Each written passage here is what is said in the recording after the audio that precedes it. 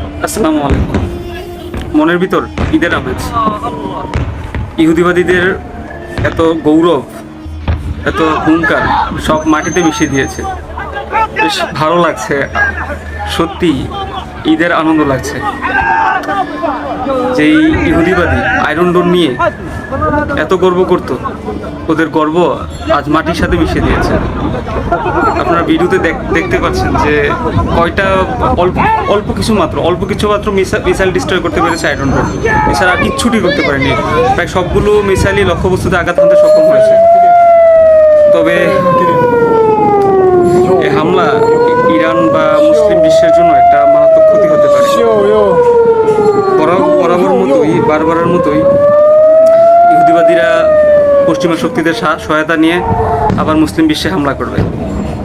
এই জন্য ইরান সহ মুসলিম দেশগুলোর